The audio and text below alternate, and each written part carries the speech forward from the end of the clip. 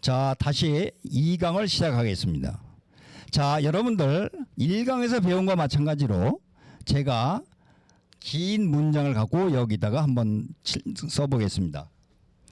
나는 학교에 매일 아침에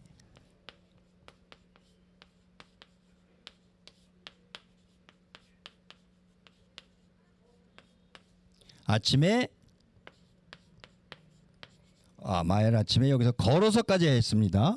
매일 아침에 걸어서 간다. 자, 맨 처음에 제가 제시했던 문장은 나는 간다 밖에 없었습니다. 그런데 이 안에 이와 같이 학교에라고 하는 장소 where가 나오고 매일 아침이라고는 when이 나오고 그 다음에 걸어서라고는 how to go 어떻게 가느냐가 나왔습니다. 여기서 중요한 부분은 이와 같이 부사어를 자유자재로 만들 수 있는 이러한 능력이 있어야 문장을 길게 만들 수 있다 이렇게 말씀을 드리는 겁니다. 자, 그러면 여기서 우리가 명심해야 될 부분 하나는 아까도 말씀드린 것처럼 다시 한번 반복해서 말씀드립니다. 명사는 주어의 역할, 목적어의 역할, 그 다음에 보어, 부사어의 역할을 한다고 그랬습니다. 그랬는데 이 문장을 보면은 명사가 주어의 역할을 하는 나는이 나왔고 부사의 역할은 학교에 매일 아침에 걸어서 간다는 게 부사어가 나왔습니다. 부사어가 나오고 주어가 나왔습니다. 그리고 동사가 나와 있습니다.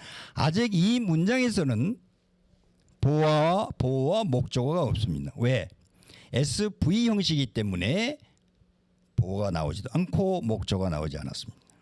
자, 그러면 또 이 간단한 문장을 갖고 여기다 또 하나 추가로 한번 해보겠습니다. 자, 나는 학교에 매일 아침에 가는데 어떻게 걸어서 가는데 누구하고 가냐? 누구하고? 와 함께. 자, 친구 아시죠? 영어로 friend라고 하고 인도네시아로 뜨만이라고 합니다. 뜨망.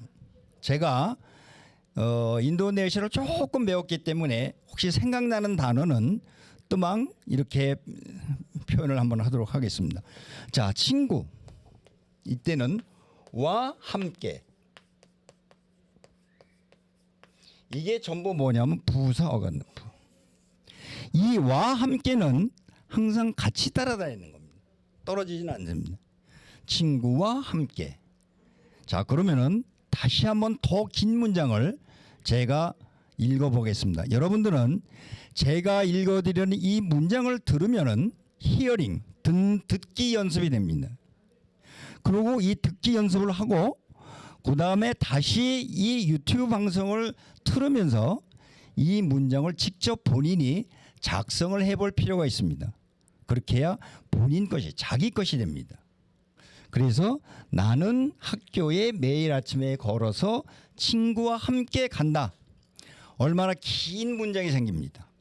그럼에도 불구하고 이 문장은 나는이라고 하는 주어와 간다라고 하는 가다라고 하는 현재형인 가다라고 하는 것이 동사 두 개의 문형밖에 안 됩니다. 그럼 나머지 이 부분은 뭐냐? 이게 부사입니다. 즉 부사어에는 아까 많은 정보가 들어있다고 그랬지 않습니까? 장소, 때, 누구누구와 함께, 어떻게, how to까지 나와 있는 것이죠. 자, 한국어는 여러분들이 많이 명사를 알아도 그 명사를 연결해주는 이러한 조사들을 활용을 못한다고 하면은 결국에는 문장을 못 만들고 말을 하지를 못하게 됩니다. 그래서 저는 매 강의 때마다 이러한 조사 또는 어의 활용 이런 것들을 갖고 강조를 해서 말씀을 드리겠습니다. 왜냐? 이거는 여러분들은 한국어 원어민이 아니기 때문에 반복적인 훈련을 해야 됩니다. 그 반복적인 훈련은 이와 같은 유튜브를 계속 시간 날 때마다 여러분들이 들으면서 쓰면서 연습을 하면은 이제 익숙해진다라고 저는 생각하기 때문에 그렇습니다. 제가 경험한 거로는 인도네시아를 배울 때도 그랬고 지금 시작한 베트남어를 공부할 때도 마찬가지라고 생각을 했기 때문에 제3 강조해서 말씀을 드리는 겁니다. 자, 그러면 다음에는 보호가 나오는 이런 문장을 갖고 한 번 더 소개를 해보겠습니다. 자, 보호가 나오는 겁니다. 자, 나는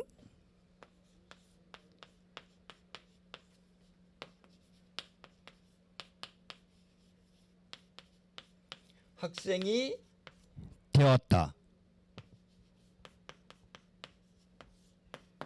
자, 여기 보면은 학생 2가 나옵니다. 나는이 나옵니다.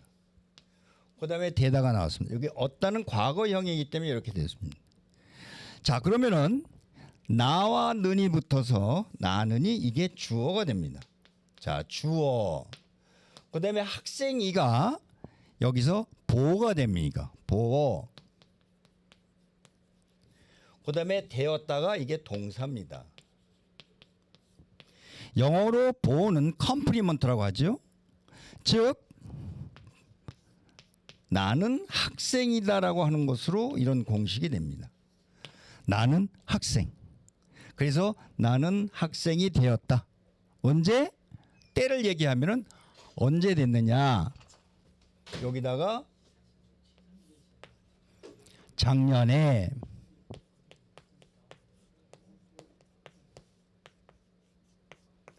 자, 그러면 보세요. 나는 학생이 되었는데 언제 됐느냐? 작년에 되었다. 작년이라고 하는 것은 자, 여기서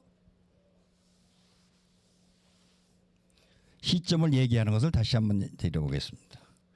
이게 금년이라고 합니다. 2022년입니다. 작년은 이거보다 앞에 있는 겁니다. 과거입니다. 요게 2021년. 요게 한국어로 작년이라고 합니다. 그다음에 이것은 2023년은 2022년 후에 오는 해를 올해자 내년이라고 합니다. 자, 요거는 참고로 말씀을 드리겠습니다. 자, 어휘 생각 내년, 금년, 작년 이렇게 어휘 공부도 한번 해봤습니다. 자, 그래서 나는 학생이 되었다. 그러면은 여러분들은 연습을 할 때 이 나는 나라는 대신에 그녀 또는 그다음에 당신 여러 가지로 여기다가 놓고 조사인 는을 붙여서 바꿀 수가 있습니다. 그다음에 학생이라는 명사 대신에 학생 대신에 여러분들이 생각하는 여러 명사를 넣을 수가 있습니다. 뭐냐? 군인, 그죠? 또 누구누구의 부인이 되었다. 부인, 와이프도 됩니다. 그죠? 그 다음에 이러한 명사를 붙여서 되다라고 하는 동사에다가 이게 붙으면은 이가 붙어서 이게 보호가 된다. 그럼 여러분들은 활발하게 이러한 문장 하나를 갖고 다양한 문장을 만들면서 연습을 할 수 있다. 이제 이런 얘기가 됩니다. 자, 그다음에는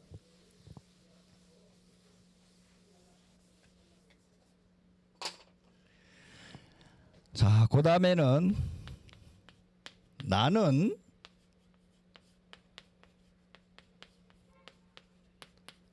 라면을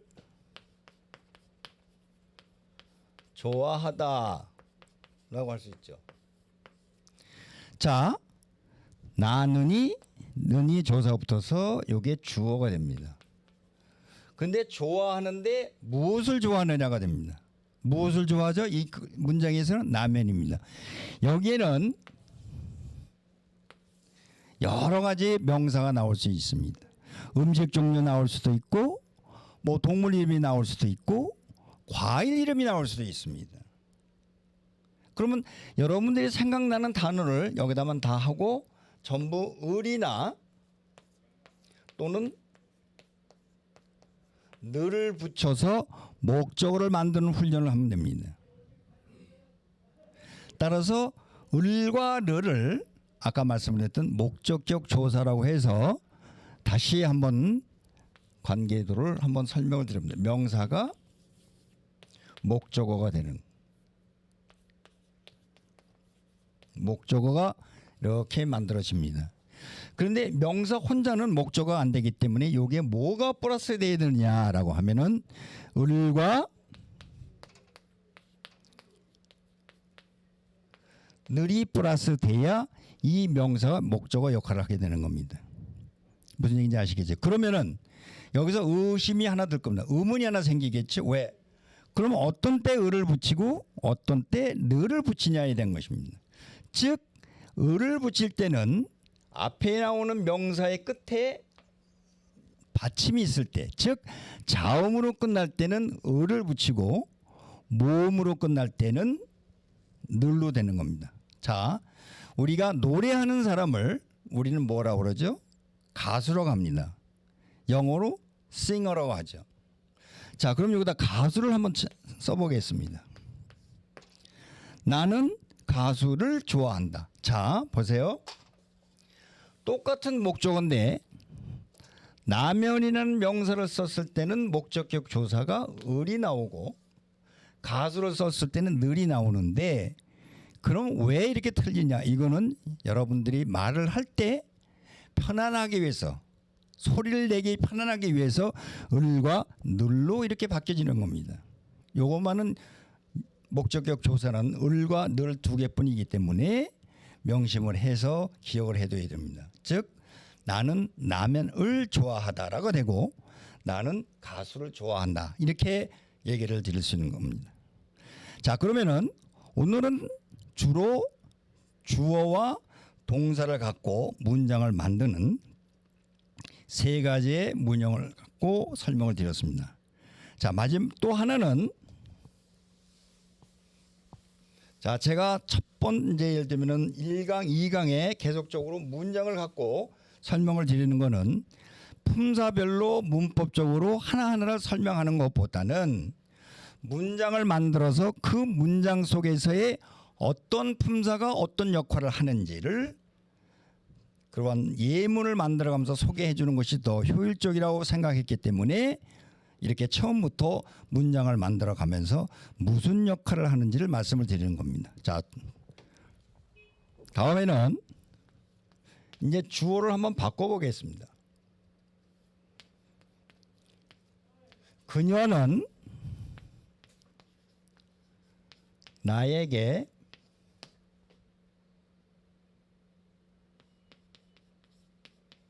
바나나를 주다라고 하는 문장을 갖고 설명드리겠습니다. 자, 그녀는 여기 는까지가 가야 이게 주어입니다. 주어라고 하는 것은 이 동사의 행동을 하는 주인이 되는 겁니다. 그래서 그녀는 누구누구에게 나에게 바나나를 주었다, 이렇게 됩니다. 이게 S가 됩니다. subject, object, object. 그런데 여기서 여러분들한테 말씀을 드릴 거는 한국어 문법에서는 이때 나에게는 목적어라고 그러지 않고 필수적 부사라고 얘기를 합니다만은 외국어로서의 한국어를 소개하는 제 입장에서는 한국적 문법의 표현보다는 영어식의 저기로 요걸 그냥 목적어라고 표현을 하고 싶습니다. 그래서 이러한 문장에서는 항상 목적어를 하고 이렇게 설명을 드리도록 하겠습니다. 자, 그러면은 오늘은 그녀는 나에게 바나나를 주다라고 하는 것까지 했습니다. 다 요 강의를 끝내기 전에 또 하나 명심해줄 걸 다시 한번 상기시키면서 만들어 보겠습니다. 자, 명사가 있고 여기 뭐가 들어가겠죠?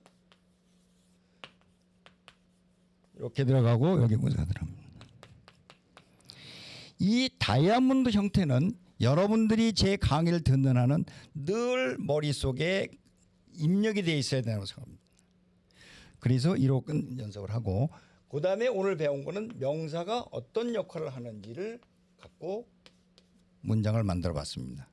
자, 그럼 다음 시간에 만날 때까지 지금 2개의 강좌를 바로 업로드 시켜서 드릴 테니 이거를 듣고 연습을 하시면서 구독 신청도 해주시고 댓글로 잘 이해가 안 되는 부분은 올려주시면은 바로 답을 드리도록 하겠습니다. 감사합니다.